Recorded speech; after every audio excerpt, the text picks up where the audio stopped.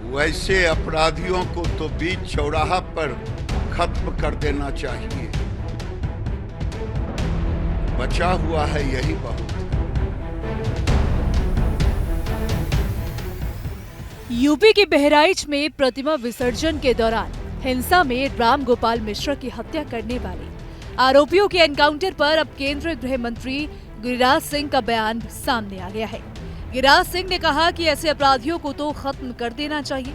Media से बात करते हुए केंद्रीय मंत्री गिरिराज सिंह ने कहा कि वैसे अपराधियों को तो बीच चौराहे पर खत्म कर देना चाहिए, लेकिन वो बचा हुआ है यही बहुत है। चाहे आरजेडी का हिंदू हो, चाहे कम्युनिस्ट का हिंदू हो, चाहे कांग्रेस का हिंदू हो, इस स्वाभिमान यात्रा में सबका स्वागत है।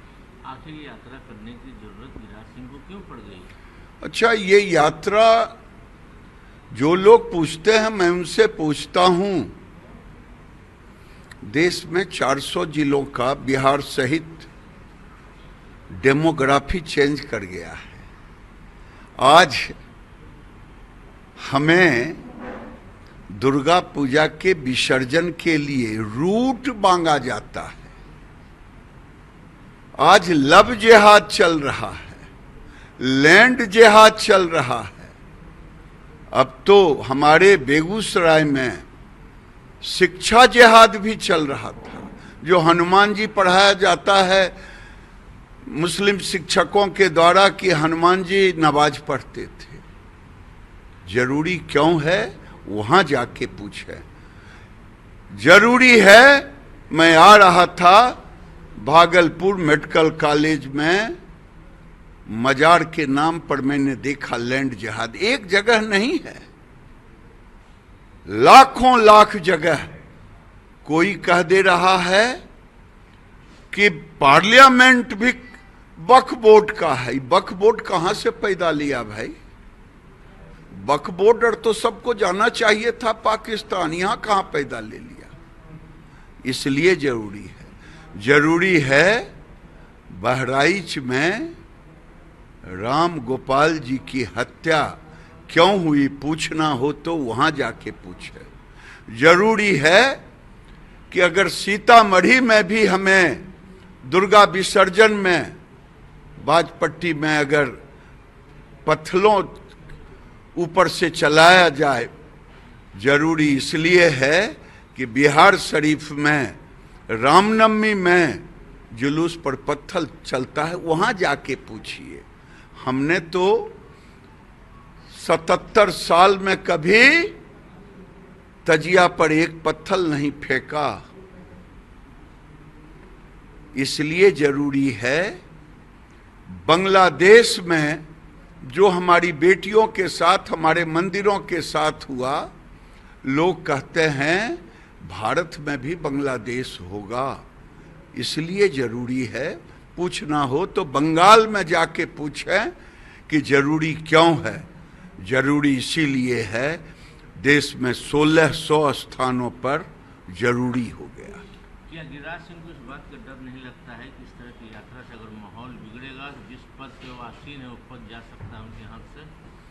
मैं बार बार कहता हूं कि मैं पैदा लिया हूं हिंदू और मरूंगा हिंदू में, बीच का तो आता और जाता है। आरजेडी के लोग तो बोल रहे हैं कि आज चले हिंदू को जगाने, आज तक सोए हुए थे क्या गिरिराज सिंह? गिरिराज सिंह सब दिन हिंदू का झंडा बुलंद रखा है। आरजेडी अगर मुसलमान का झंडा बुलंद रखे और मुसलमान के जगाने के लिए तेजस्वी यात्रा निकाले तो किसी के पेट में दर्द नहीं होता। हमारे निकालने पर क्यों दर्द होता? आपने बहराइच की बात की, खबर ये आ रही है कि जो मेन एक्यूज है पुलिस की गोली से वो घायल हुआ है। पुलिस की इस कार्रवाई को कैसे देखते हो? पुलिस को देख के भाग रहा था, पुलिस ने गोली मारी। वैसे अपराधियों को तो बीच चौराहा पर खत्म कर देना चाहिए, लेकिन वो तो बचा हुआ है यही बहुत है।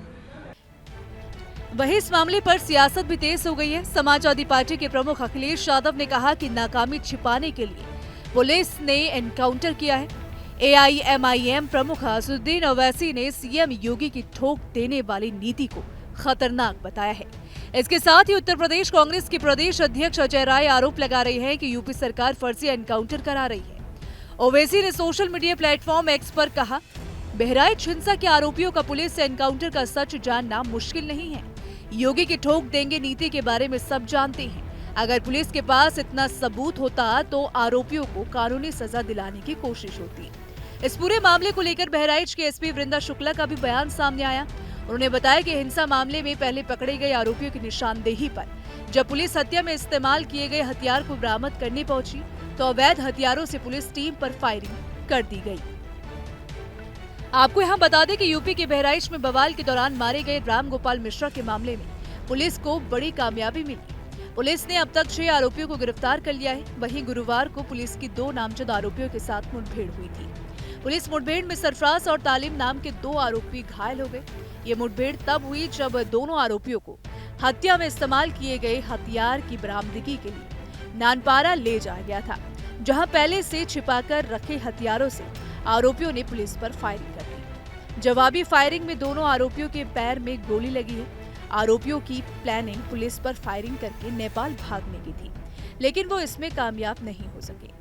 उर्फ सबलू, इनकी निशानदेही पे जब पुलिस की टीम नानपारा क्षेत्र में मर्डर वेपन की रिकवरी के लिए गई तो वहां पे इन्होंने मर्डर वेपन को लोडेड हालत में रखा हुआ था, जिसको लेकर पुलिस पर फायर किया गया। पुलिस ने अपनी आत्मरक्षा में जवाबी फायरिंग की, जिसमें इन दोनों को गोली लगी है। ये घायल हुए हैं, इनको उपचार के लिए पहुंचा दिया गया है और जो अन्य 3 अभियुक्त हैं उनको भी हमने हिरासत में ले लिया गया है। आज 5 को औपचारिक रूप से गिरफ्तार किया गया है। सभी के खिलाफ ठोस कार्रवाई की जाएगी। रासुका की कार्रवाई भी जल्द इनके विरुद्ध अमल में लाई जाएगी और अन्य जो अभियुक्त हैं उनकी तलाश भी जारी है। हमारी टीम्स ग्राउंड पे लगी हुई है। इन लोगों को गोली मैम किसी के जी अभी उपचाराधीन है, घायल है, मौत किसी की नहीं हुई है। वहीं इस पूरे मामले पर सियासत भी शुरू हो गई है। विपक्ष एनकाउंटर को यूपी सरकार की साजिश बता रहा है, तो वहीं सरकार इसे कानून का राज बताने में लगी हुई है। अब आपको यहाँ पूरा मामला समझाते हैं कि आखिर बहराइच में हिंसा कहां से शुरू हुई।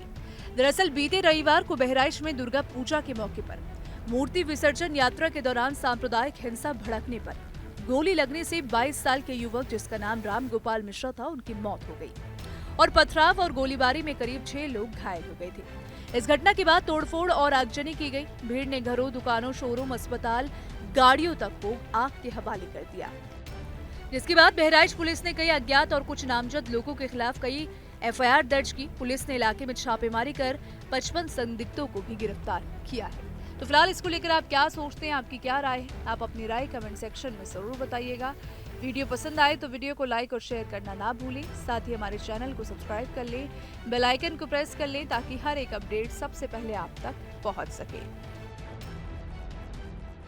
न्यूज नेशन अब व्हाट्सएप पर खबरों की ताजा अपडेट के लिए न्यूज नेशन के इस QR कोड को स्कैन करें।